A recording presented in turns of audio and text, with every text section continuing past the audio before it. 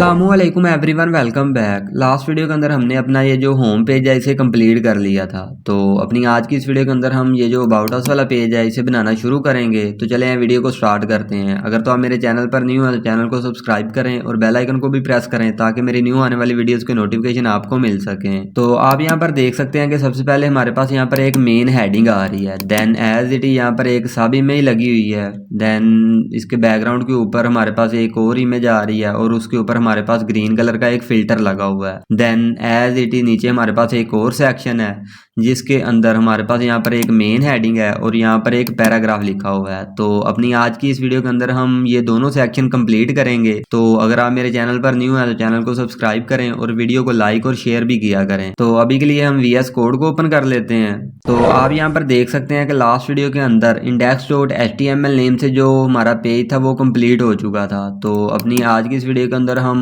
About us वाले page के अंदर जाएंगे। देन यहाँ पर जो हमारा हेडर और जो नेक्स्ट सेक्शन है उन दोनों को यहाँ पर कंप्लीट करेंगे।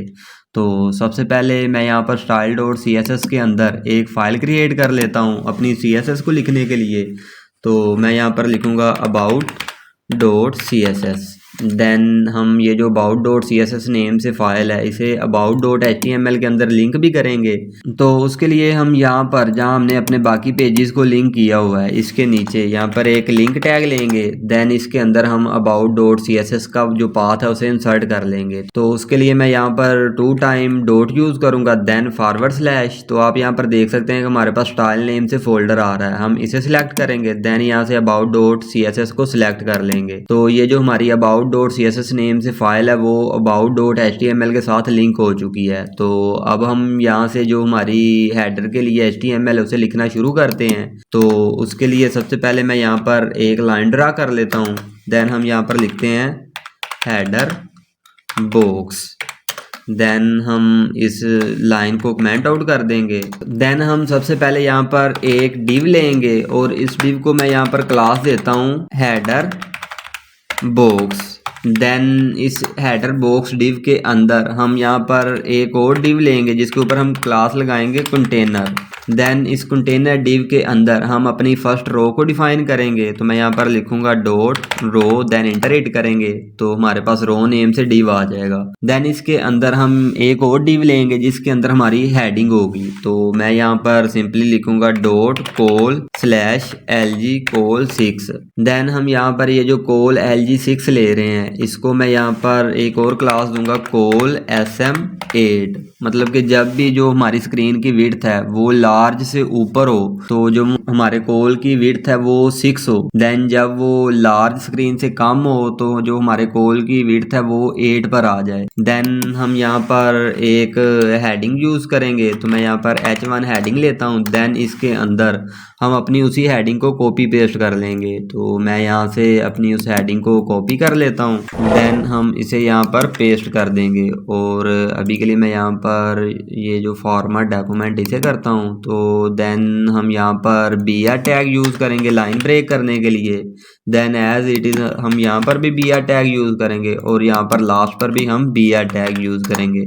देन फाइल को सेव करते हैं। तो अब आप यहाँ पर देख सकते हैं कि हमारी जो मेन हेडिंग है वो यहाँ पर शो हो चुकी है और जहाँ जहाँ से हमने लाइन ब्रेक करनी थी वहाँ हमने BR टैग को यूज़ किया है। देन यहाँ पर हमारे पास एक सब इमेज आ रही है, इसे भी हम अपनी HTML के अंदर इंसर्ट करेंगे। तो उसके लिए हमारे पास ये जो मेन डिव है हेडर बॉक्स के नेम से इसके अंदर हम यहाँ पर img टैग यूज़ करेंगे। देन इस src एट्रीब्यूट के अंदर हम अपनी इमेज का पाथ इंसर्ट करेंगे। तो मैं उसके लिए यहाँ पर 2 टाइम डॉट देन / यूज़ करूँगा और यहाँ से हम इमेज नेम से जो फोल्डर है उसे सिलेक्ट कर लेंगे। देन यहाँ से हम अबाउट वाले फोल्डर को सिलेक्ट करेंगे और देन हम यहाँ से हेडर को सिलेक्ट करेंगे और यहाँ से img png। देन हमारी जो सब इमेज है वो यहाँ पर सिलेक्ट हो चुकी है। देन फाइल को सेव करते हैं। अब आप यहाँ पर देख सकते हैं कि हमारी जो सब इमेज है वो यहाँ पर शो हो चुकी है। तो देन यहाँ तक जो हमारी इस हेडर के लिए HTML थी वो कंप्लीट हो चुकी है। अब हम style.css के अंदर चलेंगे और अपना यहाँ पर बैकग्राउंड भी सेट करेंगे। देन अपनी इस हेडिंग को फॉन्ट साइज और फॉन्ट वेट वगैरह भी देंगे। तो देन मैं यहाँ पर about.css के अंदर आ जाऊँगा। तो सबसे पहले हम यहाँ पर एक लाइन ड्रा करेंगे और यहाँ पर हम लिखेंगे हेडर बॉक्स। देन हम अपनी इस लाइन को यहाँ से कमेंट आउट कर देंगे।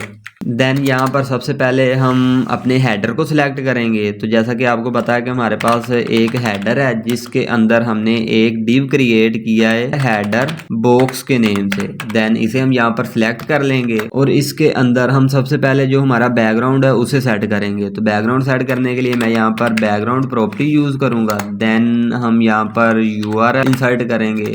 तो मैं यहाँ पर 2 time dot then forward slash use करूंगा और यहाँ से हम ये जो हमारा इमेज नेम से फोल्डर है इसे सिलेक्ट कर लेंगे। देन अबाउट, देन यहाँ से हेडर, देन यहाँ से ये जो main header dot PNG name से फाइल है इसे सिलेक्ट कर लेंगे। देन फाइल को सेव करते हैं। तो अब आप यहाँ पर देख सकते हैं कि हमारी जो यहाँ पर बैकग्राउंड के ऊपर इमेज आ रही है वो यहाँ पर शो हो चुकी है। और जैसा कि आप यहाँ पर नीचे देख रहे हैं कि ये जो हमारी इमेज है ये रिपीट हो रही है। तो इसके लिए हमारे पास कुछ और बैकग्राउंड के लिए प्रॉपर्टीज है, उन्हें भी हम यहाँ पर यूज करेंगे। तो मैं यहाँ पर सबसे पहले लिखूंगा बैकग्राउंड रिपीट, देन हम यहाँ पर कर देंगे नो रिपीट। देन हम यहाँ पर लिखेंगे बैकग्राउंड साइज और इसे हम यहाँ पर कवर कर देंगे। देन एज इट इज हमारे पास एक और प्रॉपर्टी है बैकग्राउंड पोजीशन के नेम से। तो मैं यहाँ पर बैकग्राउंड पोजीशन वाली प्रॉपर्टी सिलेक्ट करूंगा और यहाँ पर मैं लिखूंगा लेफ्ट। देन फाइल को सेव करते हैं। तो आप यहाँ पर देख सकते हैं कि पहले ये जो हमारी इमेज थी वो यहाँ पर नीचे रिपीट हो रही थी, उसे हमने नो रिपीट कर दिया है। तो देन हम यहाँ पर अपनी इस इमेज के ऊपर ग्रीन कलर का एक फिल्टर लगाएंगे। तो उसके लिए हम यहाँ पर इस URL से पहले हम यहाँ पर लिखेंगे लीनियर ग्रेडियंट। आई होप आपको इस लीनियर ग्रेडियंट प्रॉपर्टी के बारे में पता होगा। तो अगर आप मेरी इस वीडियो के ऊपर न्यू हैं तो मैं अपनी इस वीडियो की डिस्क्रिप्शन के अंदर आपको एक लिंक दे दूंगा जिसके ऊपर क्लिक करके आप देख सकते हैं कि हम इस लीनियर ग्रेडियंट प्रॉपर्टी को किस तरह से यूज़ करते हैं।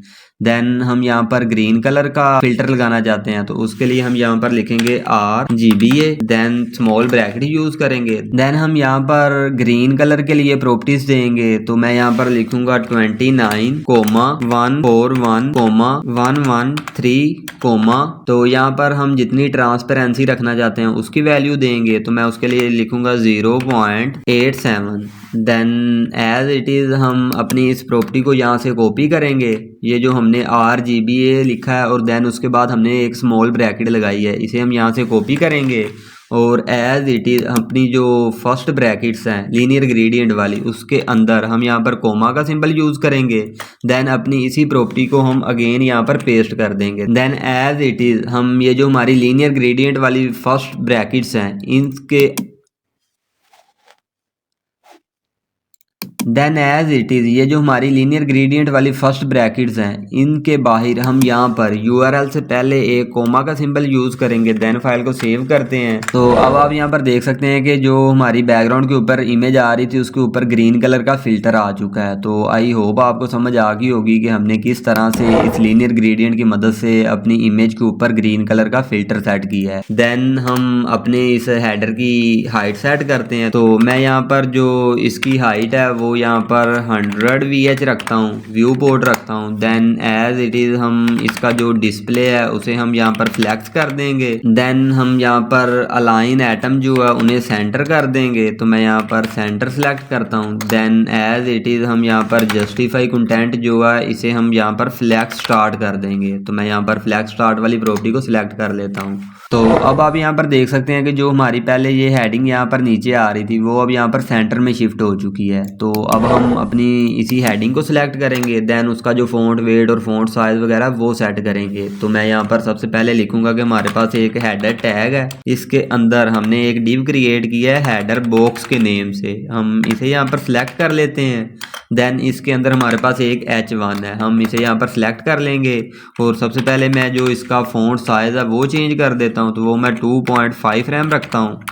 देन हम जो इसका फ़ॉन्ट वेट है उसे चेंज करेंगे। तो मैं यहाँ पर जो इसका फ़ॉन्ट वेट है वो 600 रखूँगा। देन एज इट इज़ हम इसका जो कलर है वो भी यहाँ पर डिफ़ाइन करेंगे। तो मैं इसका जो कलर है वो रखता हूँ #FDC351। देन हम यहाँ पर जो इसका टेक्स्ट ट्रांसफॉर्म है उसे कैपिटल कर देंगे। तो मैं यहाँ पर ये जो हमारे पास कैपिटल वाली प्रॉपर्टी आ रही है इसे सिलेक्ट कर लेंगे। देन फाइल को सेव करते हैं।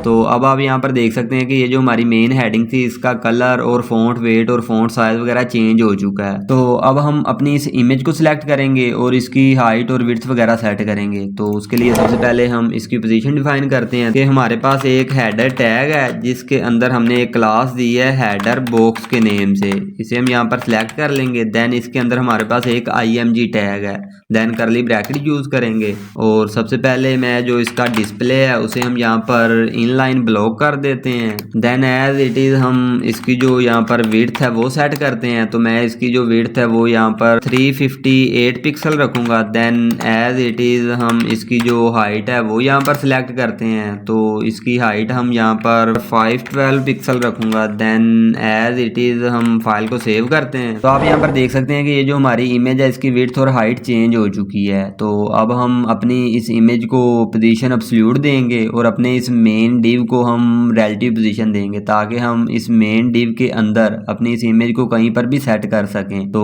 उसके लिए मैं इस इमेज को यहाँ पर जो पोजीशन है वो एब्सोल्यूट दूंगा। तो मैं यहाँ पर पोजीशन प्रॉपर्टी सिलेक्ट करूंगा। देन हम यहाँ से एब्सोल्यूट सिलेक्ट कर लेंगे। देन एज इट इज ये जो हमारा मेन डिव है इसको हम यहाँ पर पोजीशन देंगे रिलेटिव। देन अब हम अपनी इस इमेज को मेन डिव के अंदर कहीं पर भी शिफ्ट कर सकते हैं। तो मैं यहाँ पर सबसे पहले प्रॉपर्टी यूज करता हूँ राइट। तो हम इसे यहाँ पर राइट साइड से 73% रखते हैं। देन एज इट इज हम इसे यहाँ पर बॉटम वाली साइड से 0 पिक्सल रखते हैं। देन फाइल को सेव करते हैं। तो अब आप यहाँ पर देख सकते हैं कि ये जो हमारी इमेज है यहाँ पर नीचे सेट हो चुकी है और यहाँ पर जो हमारी मेन हेडिंग आ रही थी वो इस इमेज के पीछे जा चुकी है। तो हम इस हेडिंग को इस इमेज के ऊपर लाएंगे। तो उसके लिए हम ये जो हमारी मेन हेडिंग है इसे यहाँ पर पोजीशन दे देंगे रिलेटिव। देन फाइल को सेव करते हैं। तो अब आप यहाँ पर देख सकते हैं कि ये जो हमारी मेन हेडिंग है हमारी इमेज के ऊपर आ चुकी है। तो आई होप आपको यहाँ तक अच्छी तरह समझ आ गई होगी कि हमने किस तरह से अपने इस हेडर को बैकग्राउंड वगैरह दिया है और किस तरह से हमने लीनियर ग्रेडियंट की मदद से इसके ऊपर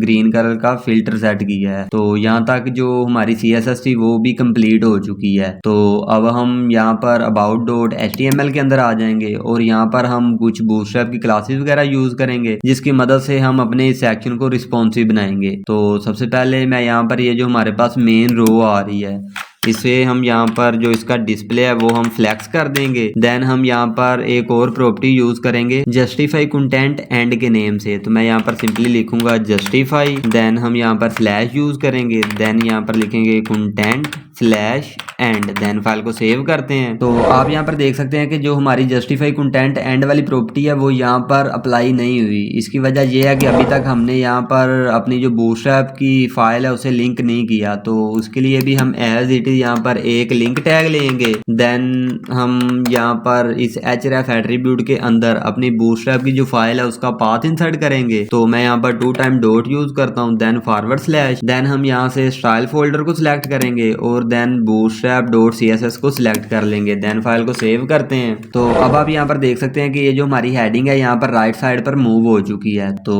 अब हम अपने इस सेक्शन को रिस्पॉन्सिव बनाएंगे। तो उसके लिए सिंपली मैं यहाँ पर इंस्पेक्ट करूंगा। देन हम यहाँ से जो हमारी स्क्रीन की विड्थ है उसे कम कर सकते हैं। तो मैं अपनी स्क्रीन की विड्थ को कम करता हूँ। तो आप यहाँ पर देख सकते हैं कि ये जो हमारा नैब बार है ये यहाँ पर साइड पर शो हो रहा है। तो ऐसा क्यों हो रहा है? क्योंकि ये हमारे इस हेडर टैग के अंदर यहाँ पर ओवरफ्लो कर रहा है। तो हम अपने इस हेडर टैग को सिलेक्ट करेंगे। देन उसका जो ओवरफ्लो है उसे हम हिडन कर देंगे। तो उसके लिए हम यहाँ पर nav.css के अंदर आ जाएंगे। देन यहाँ पर ऊपर हम यहाँ पर लिखेंगे कि हमारे पास एक हेडर टैग है। देन हम यहाँ पर करली ब्रैकेट यूज करेंगे और यहाँ पर लिखेंगे जो इसका ओवरफ्लो है वो हम हिडन करना चाहते हैं। तो हम यहाँ से हिडन प्रॉपर्टी सिलेक्ट कर लेंगे। देन फाइल को सेव करते हैं। तो अब आप यहाँ पर देख सकते हैं कि पहले जो हमारा नैब बार यहाँ पर ओवरफ्लो कर रहा था वो अब हिडन हो चुका है। देन हम इसके ऊपर क्लिक करते हैं। तो आप यहाँ पर देख सकते हैं कि जो हमारा नैब बार है वो अब इस डिव के पीछे शो हो रहा है क्योंकि हमने इसको अभी तक z-index वाली प्रॉपर्टी नहीं दी। तो उसके लिए मैं सिंपली यहाँ पर ये जो हमारा नैब टैग है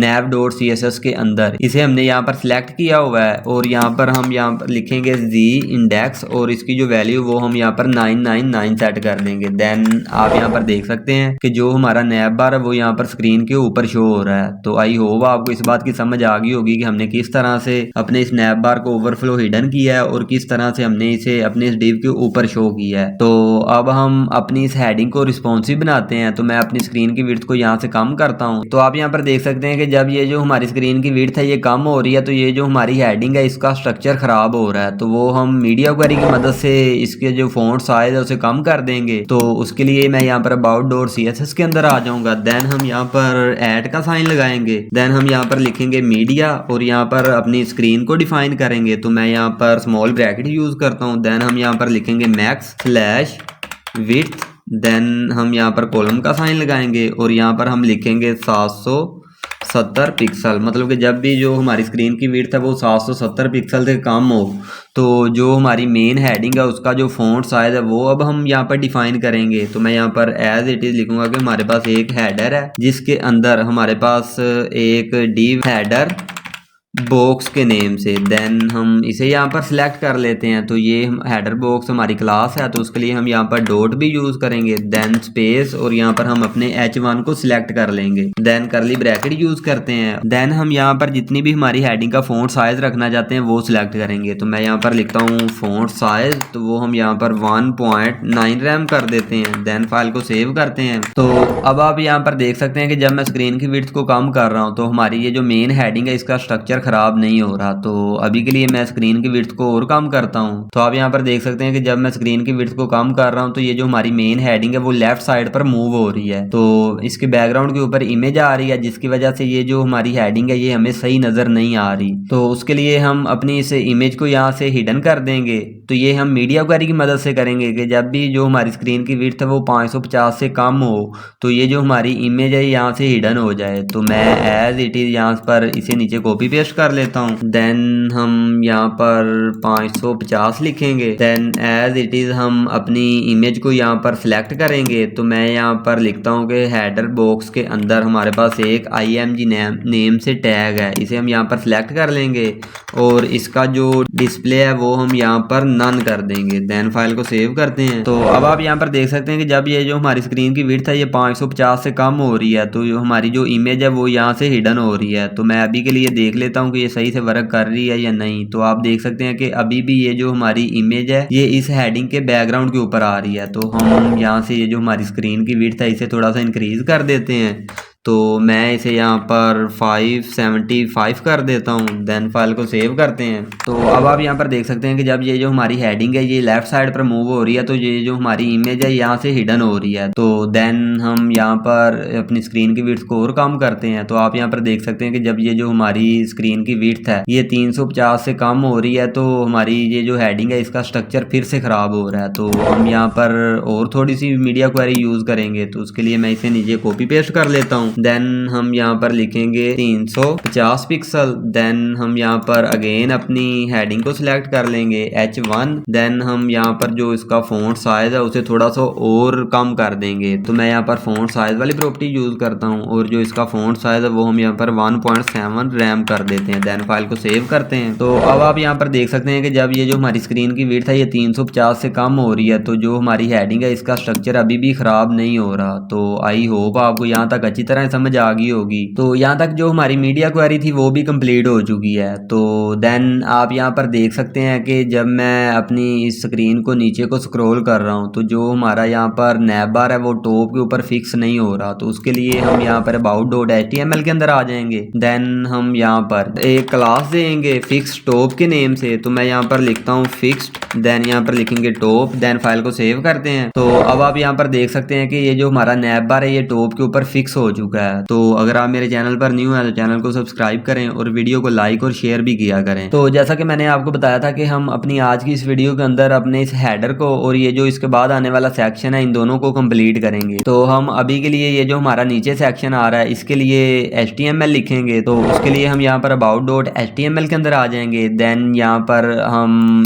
इस हेडर सेक्शन के बाहर एक लाइन ड्रा करते हैं अपना जो नेक्स्ट सेक्शन है उसे बनाने के लिए। तो मैं यहाँ पर लिखता हूँ इजी लर्न। देन हम अपनी इस लाइन को कमेंट आउट कर देंगे। तो सबसे पहले हम यहाँ पर एक सेक्शन टैग लेते हैं। देन इस सेक्शन को हम यहाँ पर एक क्लास दे देंगे इजी। देन हम इस सेक्शन के अंदर एक डिव लेंगे कंटेनर नेम से। तो मैं यहाँ पर कंटेनर लिखूंगा। देन एंटर हिट करेंगे। तो आप यहाँ पर देख सकते हैं हमारे पास कंटेनर नेम से डिव आ चुका है। देन हम इसके अंदर फर्स्ट रो को डिफाइन करेंगे। तो मैं यहाँ पर रो लिखूँगा। देन आप यहाँ पर देख सकते हैं कि हमारी फर्स्ट रो भी आ चुकी है। तो इसके अंदर हम यहाँ पर कोल 12 नेम से डिव लेंगे। देन इसके अंदर हम यहाँ पर एक h1 यूज़ करेंगे, तो मैं यहाँ पर h1 लिखूँगा। देन हम अपनी हेडिंग को यहाँ से कॉपी करते हैं, तो मैं इसे सिंपली यहाँ से कॉपी कर लूँगा। देन हम इसे यहाँ पर पेस्ट कर देंगे। देन एज इट इज़ हम अपनी इस फर्स्ट रो के बाद एक और रो डिफाइन करेंगे अपना पैराग्राफ इंसर्ट करने के लिए, तो मैं उसके लिए भी यहाँ पर रो लिखूँगा। देन इंटर हिट करेंगे, तो देन एज इट इज़ हम यहाँ पर कोल 12 नेम से एक डिव लेंगे और इसके अंदर हम यहाँ पर एक पी टैग लेंगे पैराग्राफ को इंसर्ट करने के लिए। तो मैं पैराग्राफ भी यहाँ से कॉपी कर लेता हूँ, तो यहाँ से हम इसे कॉपी करते हैं और एज इट इज़ हम इसे यहाँ पर पेस्ट कर देंगे। देन फाइल को सेव करते हैं। तो अब आप यहाँ पर देख सकते हैं कि हमारी जो हेडिंग है वो भी यहाँ पर शो हो चुकी है और जो हमारा पैराग्राफ है वो भी यहाँ पर शो हो चुका है। तो यहाँ तक जो हमारी सेक्शन के लिए HTML थी वो भी कंप्लीट हो चुकी है। तो अब हम about.css के अंदर चलेंगे और देन इसका जो फ़ॉन्ट साइज और फ़ॉन्ट वेट वगैरह है वो सेट करेंगे। तो उसके लिए हम यहाँ पर about.css के अंदर आ जाएंगे। तो सबसे पहले हम यहाँ पर एक लाइन ड्रा करते हैं। देन एज इट इज़ हम यहाँ पर लिखेंगे इजी और अपनी इस लाइन को हम कमेंट आउट कर देंगे। देन हम यहाँ पर सबसे पहले हमारी जो मेन हेडिंग है उसे सिलेक्ट करेंगे। तो उसके लिए मैं यहाँ पर डिफाइन करूँगा कि हमारे पास एक सेक्शन है जिसे हमने क्लास दी है इजी। इसके अंदर हमारे पास एक h1 नेम से हेडिंग है, इसे हम यहाँ पर सिलेक्ट कर लेंगे। देन हम यहाँ पर जो उसका फ़ॉन्ट वेट है उसे हम 600 सेट कर देंगे। देन एज इट इज़ जो उसका फ़ॉन्ट साइज है वो भी हम सिलेक्ट करेंगे, तो वो मैं यहाँ पर 48 पिक्सल कर देता हूँ। देन फाइल को सेव करते हैं। तो अब आप यहाँ पर देख सकते हैं कि ये जो हमारी हेडिंग है इसका फ़ॉन्ट वेट और फ़ॉन्ट साइज चेंज हो चुका है। देन हम अपने इस पैराग्राफ को सिलेक्ट करते हैं, तो उसके लिए हम एज इट इज़ इसे नीचे कॉपी पेस्ट कर लेते हैं और यहाँ पर जहाँ हमने h1 लिखा है इसे हम यहाँ पर p कर देंगे। तो और ये जो हमारा पैराग्राफ है ये सिलेक्ट हो जाएगा। देन एज इट इज़ हम जो इसका फ़ॉन्ट वेट है वो 500 कर देते हैं और जो इसका फ़ॉन्ट साइज़ है वो हम यहाँ पर 20 पिक्सल कर देते हैं। देन एज इट इज़ हम यहाँ पर जो इसकी विड्थ है वो भी सेट करेंगे, तो मैं इसकी जो विड्थ है वो यहाँ पर 95% कर देता हूँ। देन एज इट इज़ हम जो इसका कलर है वो भी यहाँ पर चेंज करेंगे, तो वो मैं यहाँ पर #222222 रखता हूँ। देन एज इट इज़ हम इसे यहाँ पर मार्जिंग देते हैं, तो मैं इसे यहाँ पर मार्जिंग टॉप दूंगा, तो वो हम यहाँ पर 50 पिक्सल देते हैं। देन फाइल को सेव करते हैं। तो अब आप यहाँ पर देख सकते हैं कि जो हमारा पैराग्राफ है इसे मार्जिंग टॉप भी आ चुकी है और इसका जो फ़ॉन्ट वेट और फ़ॉन्ट साइज वगैरह वो भी चेंज हो चुका है। तो देन हम अपने इस मेन सेक्शन को अब सिलेक्ट करेंगे और उसको हम यहाँ पर पैडिंग देंगे। तो मैं देन यहाँ पर एज इट इज़ लिखूंगा कि हमारे पास एक सेक्शन है जिसे हमने क्लास दी है इजी, इसे हम यहाँ पर सिलेक्ट कर लेंगे। देन इसे हम यहाँ पर पैडिंग देंगे, तो टॉप और बॉटम वाली साइड से हम इसे 100 पिक्सल पैडिंग दे देते हैं। देन लेफ्ट राइट साइड से हम इसे 0 पिक्सल पैडिंग देंगे। देन फाइल को सेव करते हैं। तो आप यहाँ पर देख सकते हैं कि ये जो हमारा सेक्शन है इसे यहाँ पर पैडिंग भी आ चुकी है। तो अभी के लिए हम यहाँ पर इंस्पेक्ट करते हैं। देन आप यहाँ पर देख सकते हैं कि ये जो हमारा सेक्शन है ये रिस्पॉन्सिव है, मतलब कि इसके ऊपर हमें मीडिया क्वेरी या बूटस्ट्रैप की कोई भी और क्लास लगाने की ज़रूरत नहीं है। जैसे जैसे जो हमारी स्क्रीन की विड्थ है वो कम होगी ये खुद ब खुद अरेंज होता जाएगा। तो आई होप आपको अच्छी तरह समझ आई होगी कि हमने किस तरह से अपने इन दोनों सेक्शन को यहाँ पर कंप्लीट किया है और किस तरह से हमने इस स्नैप बार को यहाँ पर टॉप पर फिक्स किया है। तो अगर आप मेरे चैनल पर न्यू है तो चैनल को सब्सक्राइब करें और बेल आइकन को भी प्रेस करें ताकि मेरी न्यू आने वाली वीडियोस की नोटिफिकेशन आपको मिल सकें। Thank you guys for watching this video.